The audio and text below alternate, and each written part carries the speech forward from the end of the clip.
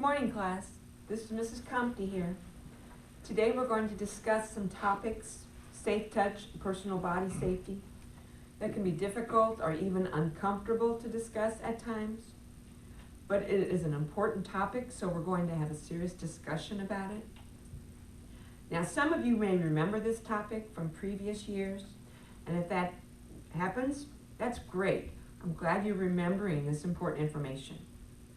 But remember, in previous years, how we always go over fire drills and tornado drills, earthquake drills, those kinds of things. This is information that is just as important for your safety. So because it's so important, the program is presented every year. Our discussion today of safety talks about understanding our boundaries. Each of us has personal rules called personal boundaries. Our boundaries determine what we do or don't do, who we share personal information with, how we communicate online, and what kind of physical contact we have with others. For example, you might have a personal boundary about whether or not you share clothes or things with your brother or your sister.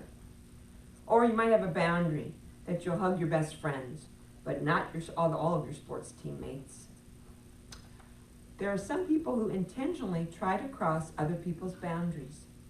They try to get too close, either physically or emotionally, or they share too much information and they want you to share too much information in return. This can happen in real life or online. When someone tries to cross your personal boundaries, it can feel emotionally or physically awkward or uncomfortable. Emotionally, I mean it might make you feel nervous or worried or uneasy. Physically, if someone tries to cross your personal boundaries, your stomach might get upset, or your chest might get tight, or you feel dizzy or shaky. When we feel worried or nervous, when our stomach feels uncomfortable, if our chest feels tight, or we feel shaky, these are clues that our bodies are giving us. Our bodies give us clues, feelings, our instincts when something just isn't right. And it's important to trust those instincts. Too often we can be too trusting of others, or even they do something that haven't really earned our trust. Instead, you need to trust your own instinct when it feels like something just isn't right or safe in a situation. If we listen to ourselves, our bodies will tell us when someone is trying to cross our personal boundaries. Making safe decisions, taking care of our bodies, and being respectful of ourselves and others is important to God. Your parents brought you to church and presented you to God at baptism, and Jesus dwells within you. You're loved and cherished, and your body is a temple of the Holy Spirit. God does not intend for any harm to come to you, just as he does not intend for you to cause any other person harm. We're all made in God's likeness, and as such we're made for greatness. We must honor and respect the boundaries of others, just as we expect our own boundaries to be honored and respected. One very serious personal issue, personal boundary, is the private areas of our bodies. People like doctors or nurses, they need permission to touch or see the parts of your body that are private. Young people your age face serious concerns with this issue.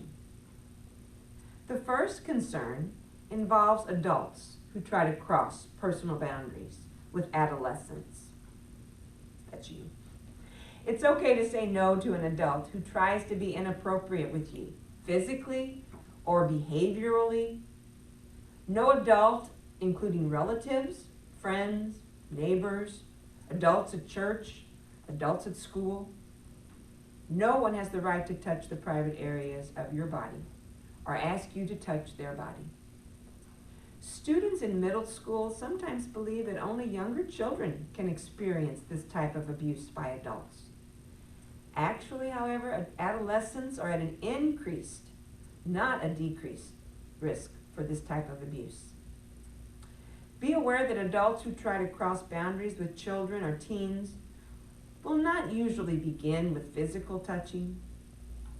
Instead, they try to begin by earning the young person's trust, and even the trust of the young person's family.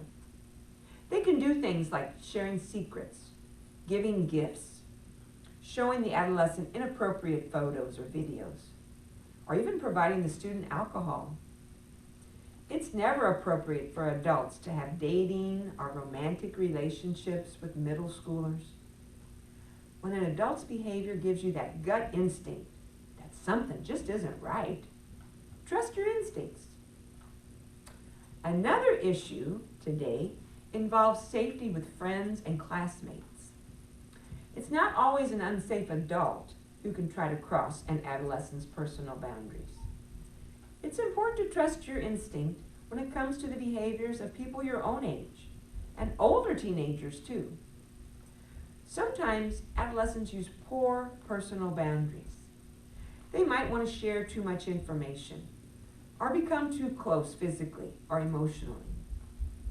Some individuals at this age are already looking for romantic or dating types of relationships, and they can pressure other people who may not feel ready for that type of relationship.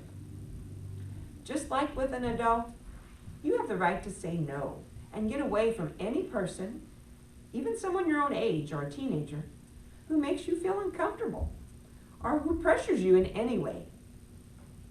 No friend or other adolescent even ever has the right to touch you without your permission, or to pressure you into an inappropriate or unsafe behavior. When someone crosses our personal boundaries, our instinct will often tell us that something is wrong. It's important that we trust our instinct and take action when someone's trying to cross our boundaries. If someone touches you inappropriately or does anything else that gives you a gut instinct that something just isn't right, there may be a poster similar to this one hanging in your classroom, and you probably remember these steps. First, immediately say something like, "No, stop, leave me alone." Use eye contact. Use a firm, clear voice. Be clear that you're serious. Second, get away from that person. Go away from them. If someone has touched you inappropriately, you have the right to get away from them, even if it's an adult. Last, tell a safe adult what has happened. A safe adult may not be the same person for everyone. It may be a parent, a teacher, school counselor, other close relative. It is someone you trust to care about you and listen to you. Tell a safe adult what has happened, even if someone asks or told you not to tell. Oftentimes, adults who are inappropriate with young people will make threats, or they'll tell the young person that they have to keep the situation a secret. No adult should ever ask you to keep a secret from your parents. If for any reason the first adult that you tell does not believe you, they don't believe what has happened, they don't do anything to try to keep you safe, tell a different adult. Keep telling until someone believes you or takes you seriously, takes action to keep you safe in the future. It's important to tell an adult that you trust, whether the person who crossed your boundaries is an adult or an older adolescent, or even someone your own age. It doesn't matter whether this person was a male or a female. This is also true whether the person who mistreated you is a stranger or someone you know. We talked about the 3 steps to take in a situation that isn't safe. What are the 3 steps? Say no, get away from the person, tell a safe adult. What should you do if someone tells you to keep the situation a secret and not tell your parents? Tell an adult that you trust anyway. What should you do if it's a friend or a classmate and they're pressuring you in some way or they want you to touch a private area of your body. What should you do? No, go, tell. Now, it's also important, extremely important in this day and age, to make safe choices online. And I'm talking about computers and even cell phones. First, we have to be very careful about sharing personal information online. And again, when I say that, I mean your phones too. Because there's certain people online who are very dangerous. We call these people online predators. An online predator is an adult who tries to start inappropriate relationships with kids. If an adult that you and your parents don't know in real life tries to get to know you online, this should give you that uncomfortable feeling or instinct that something just isn't right. If someone online sends you pictures and asks for pictures of you, or sends you gifts or credits in a game you're playing, or asks to meet you in real life, tell your parent or another safe adult right away. The best way to stay safe online is to never talk to strangers. And online, everyone that you don't know in real life, they're a stranger. This is because we can never be 100% sure that someone is really who they say they are online. We all know how easy it is to create fake profiles on social media. So we may think we're talking to a 13-year-old, but it could be an adult online predator who's trying to meet kids. We can never be sure. Remember talking about trusting our gut feelings, our instincts when someone is making us feel uncomfortable? It's important to trust our instincts when we're online too.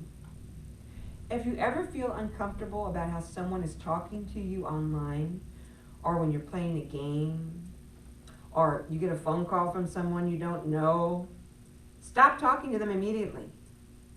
Hang up the phone. Tell an adult you trust.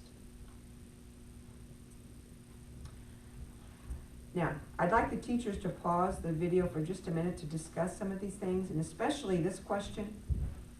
What do you think are some ways that middle school students sometimes take safety risks online? Another very dangerous part of the internet for everyone is internet pornography sites. Now, internet pornography is online videos that show the private parts of people's bodies. It's understandable to be curious about pornography at your age, but it's important to know how dangerous internet pornography can be. Internet pornography depicts men and women in a way that is not realistic, and it can make people believe that what they see is normal and healthy. Most married adults do not actually look or act like the people in pornography. Pornography goes against our family's values and our faith. Internet pornography is one of the most addictive things that exists. The more we look at it, the more our brains crave it. And individuals of all ages who regularly use internet pornography experience emotional and physical problems and problems with their real life relationships. The bottom line is that internet pornography, it's inappropriate and it's unhealthy. You should never search for these sites, and if one pops up automatically, you should close that window immediately. Another issue is called sexting. It's a dangerous online behavior. Sexting means sending of sexual photos, videos, or text messages over cell phones. No matter what, even if someone asks you or dares you, never, ever take an inappropriate photo of or video of yourself or anyone else. We all know this is wrong, but it's illegal too. It is illegal against the law to have or send pictures that show anyone under the age of 18 in a sexual way. Middle school students have been charged and punished as criminals for sexting. If anyone, even a friend or someone you like, sends you an inappropriate photo or video, delete it, and tell them to stop. If they don't stop, tell your parents. You're putting yourself at serious legal risk if you have this type of material on your phone or other technology. Now, while this topic is not an easy one to discuss, remember it is important. So please remember you can trust your instinct. If something isn't right or isn't safe about a situation, you can tell an adult you trust if someone has touched you or treated you inappropriately. Just as each of us has the right to be free from mistreatment or pressure from others, both online and in real life, we also have the responsibility to never place that pressure on any other person. It is important that we respect others' physical, emotional, and online boundaries. Teachers, please pass out the handouts now for the students to take home while I review some of the steps with your class. Never go places alone. Unsafe adults usually focus on kids that are alone. Number 2 says, always let an adult know where you're going and with whom you're going to be with for safety reasons. The third one I know you've heard before, never get into a car or go with a stranger or any person who makes you feel uncomfortable. And that can be kids that you from school that you see but you don't really know very well. That can be strangers. You should not get into their cars. Be aware that predators will use tricks to lure adolescents. Never go with someone you don't know, even if they say something like you won a contest or you're invited to a modeling tryout. Never approach a car that is asking you for directions or says, come here and help me. Don't go near the car. Those are common lures used by adult predators. Know that safe adults will never ask children that they don't know for help or directions. Safe adults will never ask you to leave a store or a mall or a school or another safe area without your parents' permission. Now, if you need help in public and you can't contact an adult that you know, ask a store clerk or a uniformed police officer or a mother who has children with her. Go to them and ask for help. These adults are considered safest when you're in an emergency situation. It's all right to be suspicious of adults who seem too friendly. Trust your instincts when it doesn't feel right. An unsafe adult is someone who makes you feel uncomfortable or uneasy, or they ask you to keep secrets, or they want to be alone with you, or they try to get too close. You have the right to get away from any adult who makes you feel uncomfortable or unsafe. No adult should ever touch you inappropriately. Inappropriate behavior could include talking about their private body areas, showing inappropriate or pornographic photos, or asking you about your body. To stay safe online, and that is in the column on the right side of your handout, and I'm talking about cell phones too in this situation. Never friend or follow someone on social media that you don't know offline in real life. Some unsafe adults will pretend to be teens online in order to trick adolescents into giving out personal information. Keep your privacy settings set as strictly as possible. Keep everything online password protected. Use different passwords for each profile. And never share your passwords with anyone other than your parents. Always log off social media when you're finished using it. Stay away from questionnaires and surveys, even if they're sent by a friend. Like they'll give you a gift card if you answer these questions, things like that. These are often tricks used to get your personal information. Never take, post, forward, or comment on any inappropriate pictures. Disable location services on your social media and photos. There's settings that you can go to disable those.